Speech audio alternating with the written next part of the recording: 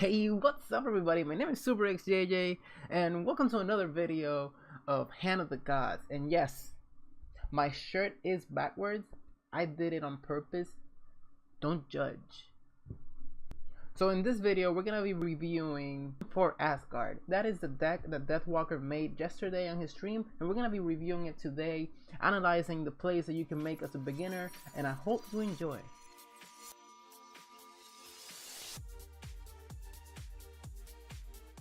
Yesterday, Deathwalker was streaming and he decided to make a video while streaming. He decided to make a video on Odin and a beginner's deck Odin, a deck that requires literally only cards that are common or free. Okay, so in this first clip, it's something that an opportunity might strike where you can do something like this. When you run Thor and Surtur, you're gonna see that those cards have charge in their description.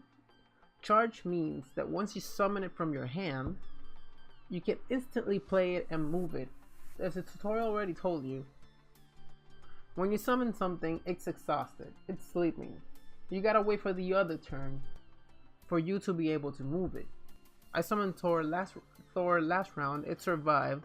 And right now I have the opportunity to summon something like Surtur. Surtur is a charge 1/4 unit that is very strong in the game. I strongly recommend it right now in this meta. CB.25, you get it. So what you're gonna see here is me moving Thor right in the middle of all of these units. Thor gains +1 attack for each unit around him. So we're gonna be able to do 7 damage to the stone, or if I summon Surtur, we're gonna be able to do 8 damage to the stone. Why do we focus the stone instead of the minions? Easy. If I trade my 8 damage Thor with a minion, I'm gonna get hit back, and I'm only gonna be left with 2 health. You don't want that. If you have the opportunity to hit the stone for 8, 9, 7, 10, you do not go for units unless you really need the control. And at that point, you wouldn't even need this video. You go straight for the stone, especially if you're running a deck like Thor. Like Odin. Odin is extremely aggressive. You always want to move forward. You never want to move back. So this is what I do. I just go instantly. I move Thor forward, so I get the complete buff out of those units. That's 7/3. Then I summon Surtur right behind me, so my Thor gains 8 attack, and I attack the stone. I forget about everything else. I could use the Surtur. For attacking another minion. That's what I would probably do in a real match. And as you can see, I'm out of mana, so that's my turn. I'm probably losing Thor next turn, but I don't care. I already did those 8 damage to the stone, which are really important. So right now, the play I'm gonna be showing you is an opportunity to use Mayhem. This situation right here is not really that realistic. It's just so you see the full effect. Mayhem does 1 damage for every unit you have in the field. So that means, let's count it. We have Thor, we have 1, 2, 3, 4, 5, 6, 7, 8, 9. We got 9 units in the field, so the Mayhem is gonna shoot 9 times. Let's make sure it happens.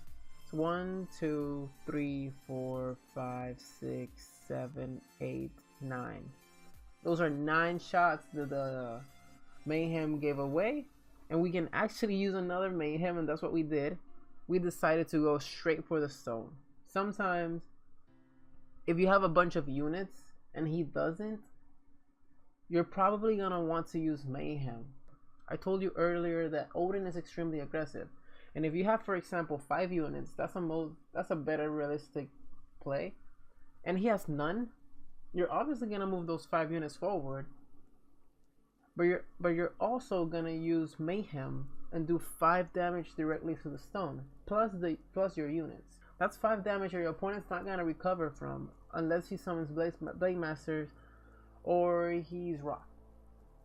And right here is an example of another really good play with Ymir, and Charge. So I'm pretty sure this was really meta in the old version of the game. Now the game has changed quite a lot, but still, it's still pretty strong, especially for early, especially for beginners. This is very good. So we have Charge. I already explained what Charge does. When you summon something from your hand, it can move automatically that turn. So what I did is I summoned the Ymir. Ymir is sleeping right now, so I'm gonna charge it so I can move forward and freeze the Ymir. We use Charge, we move forward, and we freeze the Ymir. And the very, very, very strong thing about Ymir, Ymir has in his kit basically something that's called Pardon. Pardon means that when you attack, you don't get hit back. I'm sure you realize by now that each time you hit with your unit, another unit, they both trade damages.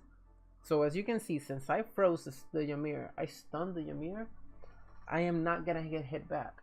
And that's why Charge Ymir is so strong. Having that Ymir, that 3/7 unit in your field, almost in his side of the field, is insanely strong. Your opponent has to deal with it, and that gives you a chance to do a lot more work with your other units. Ymir is a distraction. You know Ymir is gonna go down in a few turns, 2-3 turns max. If it doesn't go down, you're basically gonna win the game. So you know your Ymir is just something that's gonna bait out munnings, it's gonna bait out crippling curses, it's gonna bait out executes, it's gonna bait out a lot of removals, and that's what you want from Ymir. Other than the fact that you're getting pardon from your attacks, which is kind of ridiculous because you're stunning the unit. You're not only getting pardon, you're stunning, which means all your other units can come and attack and not get hit back either. So watch out for those Ymir plays. They're very, very good, very, very strong. So here's another play with this combo, with the charge combos. So you're gonna want to use it with Fury. Fury is a 6/5 unit that also has pardon, which means he's not gonna get hit back. So right now I'm gonna be able to do 6 damage to Ymir and he's not gonna hit me back. You gotta think about it.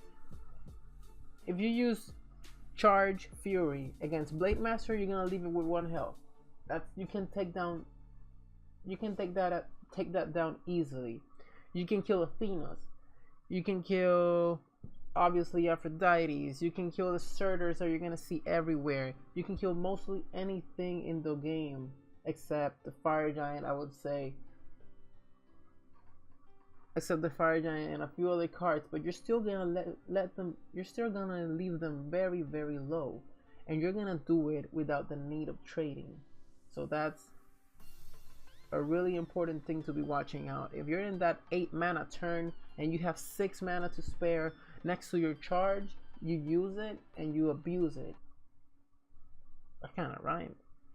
But you use it and you abuse it for sure. That's 6 damage your opponent cannot deal with. So here's showing you an example of how you're gonna maybe want to think ahead in your games.